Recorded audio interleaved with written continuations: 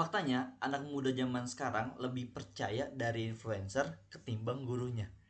Bukan karena pendidiknya kurang keren ya, tapi memang cara penyampaian eh, cara penyampaian guru dan dosen sudah berbeda sama anak zaman muda zaman sekarang. Saya Muhammad Khairi Sidik dari Ilmu Komunikasi Universitas Paramadina bakal membahas kenapa sih hal itu bisa terjadi dan apakah ini bakalan pertanda bahwa guru akan tergeser atau justru ada peluang untuk kolaborasi di sana. Kita mulai pembahasannya dari siapa sih influencer itu.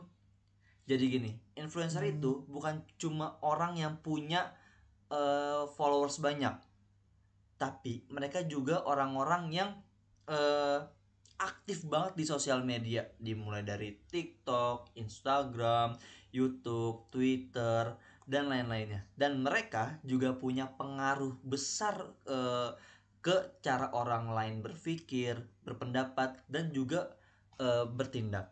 Nah, yang bikin mereka kuat dalam pengaruhnya itu karena mereka tuh kelihatan kayak temen sendiri gitu.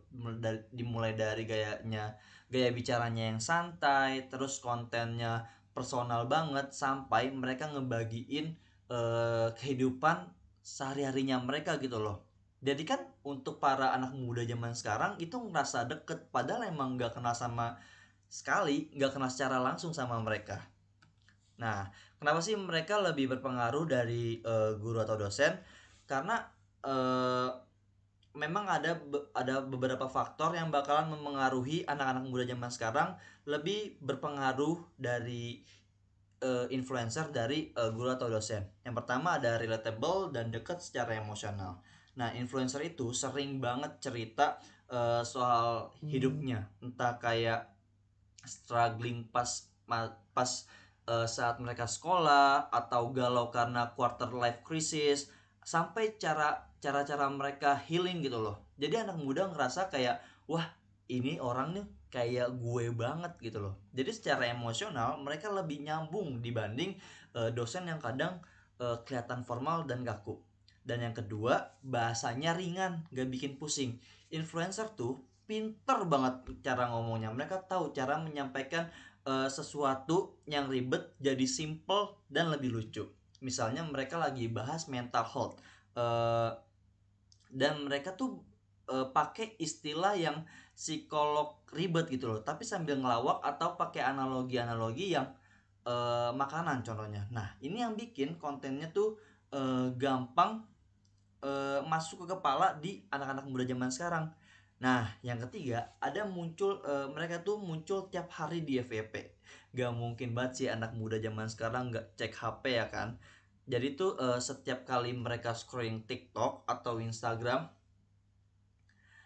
dan influencer yang mereka suka itu selalu muncul gitu loh, karena memang mereka tuh mengikutinya kan, bahkan tanpa dicari mereka udah nongol duluan gitu loh. Dan yang keempat adalah visual influencer ini lebih menarik ketimbang dosen atau guru. Konten mereka tuh estetik, fun, dan kadang dikemas kayak mini movie, jadi kayak eh, lebih nyaman untuk ditontonnya gitu loh, lebih apa, jadi bukan cuma apa yang disampaikan, tapi juga gimana nih cara mereka menyampaikannya kepada audiens mereka. Ini bikin pesan lebih nempel di otak anak-anak muda zaman sekarang. Jadi bukan soal siapa yang lebih pintar, tapi siapa nih yang lebih bisa nyambung sama audiensnya, sama anak muda. Dan dalam hal ini juga influencer punya keunggulan dari sisi pendekatan dan juga cara komunikasi. Nextnya, contoh nyata pengaruh mereka. Nah, yang pertama itu contoh nyata dari pengaruh mereka ada di soal gaya hidup. Misalnya kemarin ada muncul tren kayak no coffee no life, atau aesthetic journaling, atau mungkin olahraga pagi gitu yang katanya bikin lebih produktif gitu. Nah, banyak dari anak-anak muda yang mengikuti tren ini karena ya memang mereka mengikuti influencer kesukaan mereka gitu loh, ya kan. Karena lihat siapa, ya karena mereka melihat influencer tersebut. Dan yang kedua ada opini sosial dan politik. Nah, yang ini cukup menarik karena influencer zaman sekarang bukan cuman bahas hal-hal yang receh, tapi juga angkat isu yang penting loh, kayak politik, sampai kayak ada yang bahas perang di Palestina gitu loh. Dan karena penyampaiannya yang ringan, anak muda jadi lebih gampang ngerti dan akhirnya mereka punya opini sendiri dari isu-isu tersebut. Dan yang terakhir ada karir dan pendidikan. eh, Banyak juga kok influencer yang share perjalanan karir mereka yang ada dulunya yang kuliah di jurusan A contohnya, terus kerjanya di bidang B, ya kan, atau sukses sebagai freelancer. Nah, jadi tuh kayak konten kreator mungkin lebih tahu gitu loh market mereka. Anak muda aja, soalnya anak muda zaman sekarang itu lebih terbuka pikirannya ke soal masa depan, nggak melulu soal IPK atau kerja yang kayak kantoran. Jadi kalau ditanya pengaruh pengaruh mereka beneran ada nggak sih terhadap anak-anak muda zaman sekarang? Jawabannya jelas banget ada. Bahkan kadang lebih terasa dibandingin gitu loh dari wejangan dosen yang kita dengar di kelas, ya kan? Nah, jadi guru dan dosen udah kalah saing sama influencer. Guru dan dosen tetap punya peran. Kalau menurut saya guru dan dosen itu tetap punya peran yang gak kalah penting sama influencer. Mereka punya kapasitas kayak akademik, pengalaman yang cukup, dan kemampuan berpikir kritis yang mendalam. Tapi ya mungkin memang cara penyampaiannya mereka tuh udah beda zaman sama anak-anak muda zaman sekarang. Nah, yang dibutuhin itu kalau menurut saya adalah kolaborasi nih. Bayangin kalau misalkan dosen-dosen itu mulai bikin konten-konten kayak influencer-influencer zaman sekarang, ngomongin teori komunikasi sambil ngevlog atau bahas filsafat lewat storytelling. Nah, itu kan bisa tuh jadi jembatan yang keren banget nih buat dunia pendidikan kan. Intinya tuh kayak kita nggak perlu milih salah satu.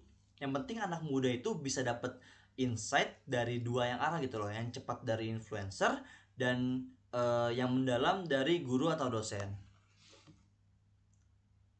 Jadi kesimpulannya, influencer memang punya peran besar dalam membentuk opini anak muda zaman sekarang. Mereka juga influencer juga mudah diakses, bahasanya ringan dan sering muncul di keseharian kita. Jadi ya wajar sih kalau misalkan mereka, anak muda zaman sekarang lebih masuk ke otaknya daripada guru atau dosen. Tapi ya bukan berarti guru atau dosen nggak jadi nggak penting ya. Justru keduanya punya kekuatan masing-masing gitu loh. Influencer bisa jadi pintu masuk yang menarik buat anak-anak muda zaman sekarang. Tapi guru dan dosen adalah tempat di mana kita bisa memperdalam pemahaman gitu loh. Jadi anak muda zaman sekarang tuh butuh keduanya aja. Jadi bukan siapa yang lebih hebat, tapi gimana cara mereka bisa saling melengkapi. Sekian dari saya. Terima kasih.